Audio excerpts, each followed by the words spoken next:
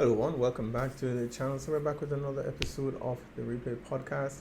Some exciting news dropping over the past few days. Of course, Google releasing some long-awaited details for their Google Stadia streaming service, gaming streaming service, basically the Netflix of video games, right? So while Disney and Apple, the media has been flooded with Disney and Apple introducing their very own streaming service for films and TV. But this is what I've really been waiting for, right?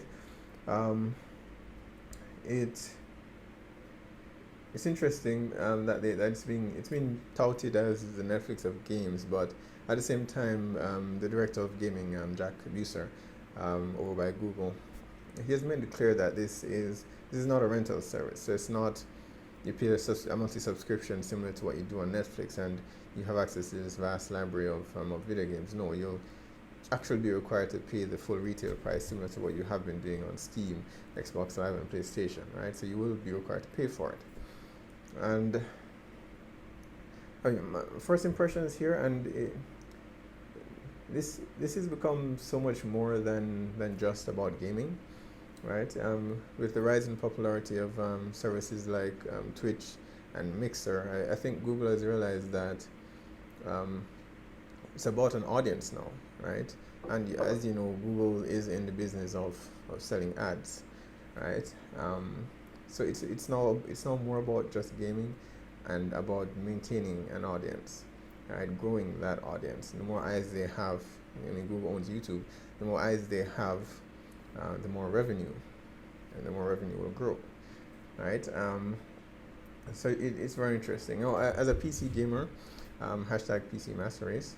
No offense to the console gamers out there. One of the reasons why I opted to go into PC gaming, and I owned consoles back in the day. I owned a SNES, PlayStation 1, PlayStation 2, but by the time I got to 3, I started to question why I was paying for something that would become irrelevant in the next 2 to 3 years, right?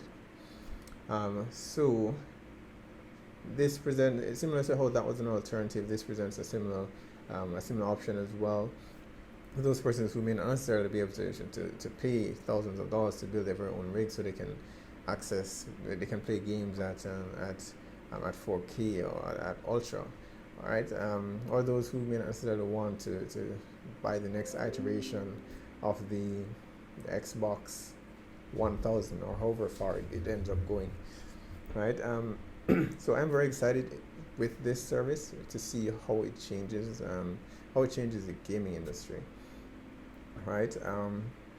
Now, as it is now, they do offer the subscription service for Stadia Pro users. That's the kind of middle package, right? Stadia Pro, where you pay $10, a $10 monthly subscription fee. Right, and you have you're able to use the service to play the games that you purchase. On the other hand, they have given you the option of taking up a service immediately, a limited time. That's the Founders Edition, where you pay $130 and you basically have access to Stadia immediately when it launches, and for 3 months thereafter. After the 3 months, you pay the regular $10. But you also have apparently bragging rights. I didn't know there was a dollar value placed on that.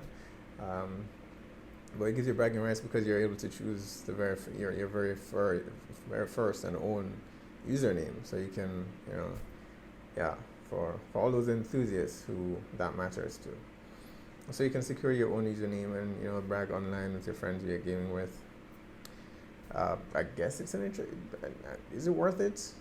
I guess it depends on the user, right? So you'll have that, and you'll also have what they call the Stadia base sub, which is the lowest tier, that will supposedly be free.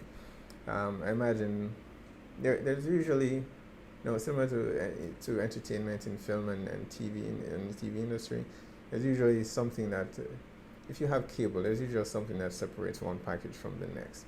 So I imagine that in the case of the lowest base, the Stadia base sub, either you're going to be bombarded with ads, or Google is very, very, very generous. My money is on ads. right? So there's always something that will that will, push you to abandon the lower base to take the next step and go for the pro, right? So not a lot of details have been released on the base sub in terms of how that will work.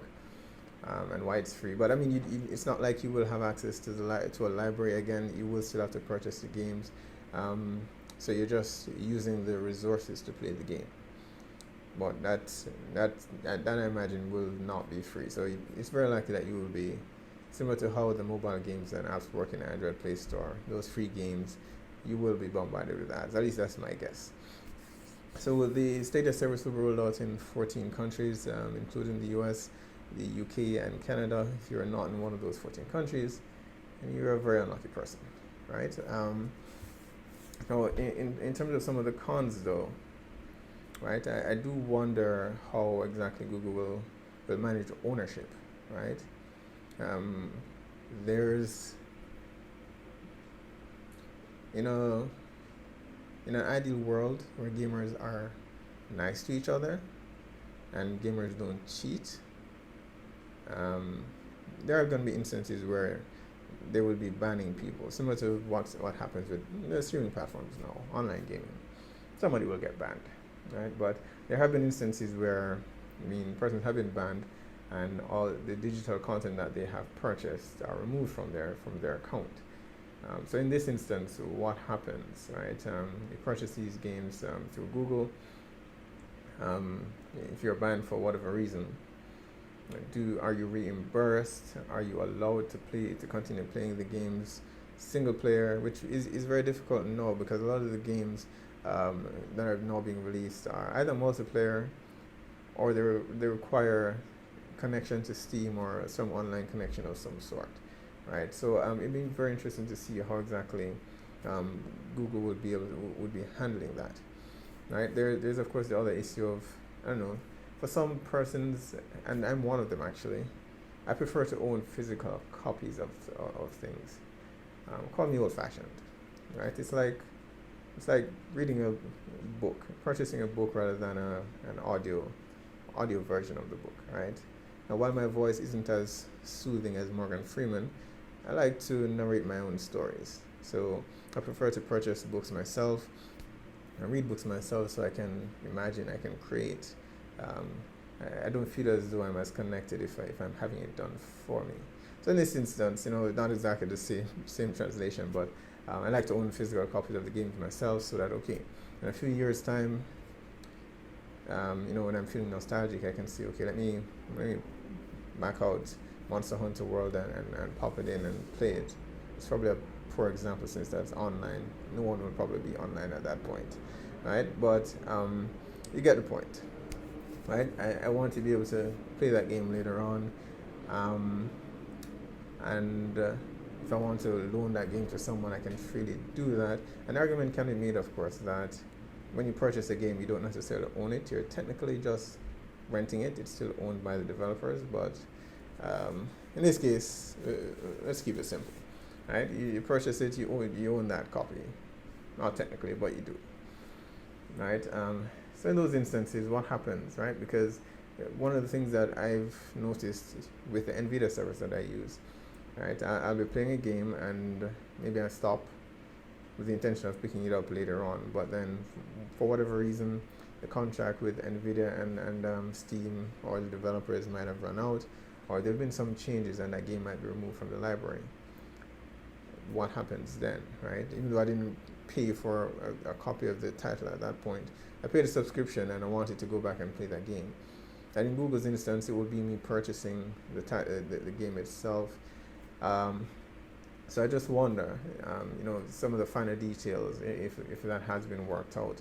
I would imagine it has. I mean, it's Google, right? So I imagine that these things have been thought about, right? And outside of that, there is the issue of internet and connectivity, right? For those of you who, like myself, have horrible internet speeds, I believe for 4K you need at minimum 35 megabits per second.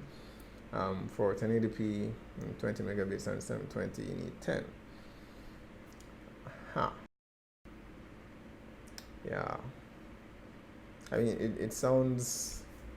It's not actually a lot. It's not bad, right? But I am concerned. While I have decent internet speed, it's not consistent, right? And it's not consistent.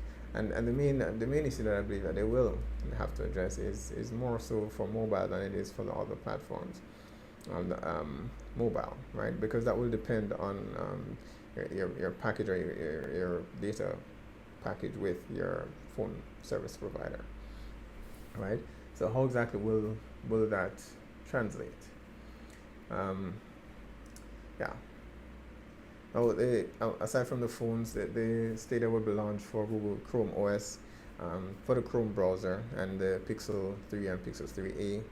If, like me, you actually still own a Pixel 2, then you're out of luck. I haven't purchased the Pixel 3 because the notch, right? I can't do it. I cannot do it. I'll wait for the Pixel 4, right? I won't do it, Google. So I'm stuck with Pixel 2, so which means I will not have access to it. So if you do not have a Pixel 3 or a Pixel 3a, then unfortunately you are out of luck. Now, while Google has, no, they've had a long list of developers who are on board with the service. Warner Brothers, Square Enix, EA, even Rockstar. A lot of developers who are on board with this, and I can see them being on board because one of the challenges that they always face, and PC gamers as well, because we're always left last, and we always get some shitty port later on after the games have been released on consoles, right? But rather than having to develop the games for 2 or 3 different systems, they can now develop for one service. There will still be challenges, if only because I don't imagine Google will be the last streaming service to enter this race. Even Amazon themselves have been rumored to be developing their very own gaming streaming service, right? So there will be some challenges, but I don't believe it will be as bad as it was. Developing the games for consoles versus PC. The architecture would just be a lot simpler because whatever it is that Google is running these, whatever resources Google is using for running these games, it's a lot easier to determine what to develop for however millions of people are actually streaming that service. And with that, Google has, even though they've listed a number of developers who are interested in the service that they're offering, they only have one title to go with Stadia at launch, right? Baldur's Gate 3. And so they just have one, right? Just one title. And that doesn't matter as much to me, and it's easier for persons to kind of to look and say, okay, look, you only have one exclusive title, so why should I sign up for this service?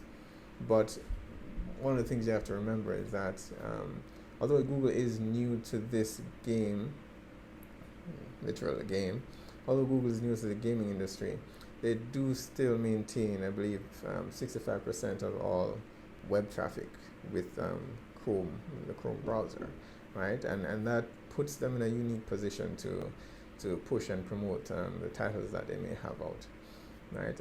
I would be lying if I said that while at work on a slow day, I wouldn't be tempted to just open my browser and just start gaming. Of course, that would mean I would have to have that beautiful but uncomfortable looking controller that they've been promoting, right? So I wouldn't count Google out of the game just yet. I'm definitely going to be monitoring this and see where it goes. Not 100% on board yet, but I am intrigued. I'm very interested to see, and we need to see a bit more details. But I imagine later at E3 next week, all our questions will be answered. So whether they will succeed or fail here it will depend on their competition, whether Sony and Microsoft will go hard. They have said that they will be going big at E3 this year, especially with streaming. Right, so it'll be interesting to see what they have to offer, whether it will be comparable or better than what Google is offering us now. Right, so I imagine next week at E3 all of our questions will be answered. Alright, so that's it, guys. Be sure to post down in the comments. Let me know what your thoughts are on this streaming platform. Is it something that you're intrigued in, or are you satisfied with just with the the consoles or with it or PC that you already own, or if you're a Steam user, right? Be sure to post down below. Right, hit like or subscribe, and I will see you guys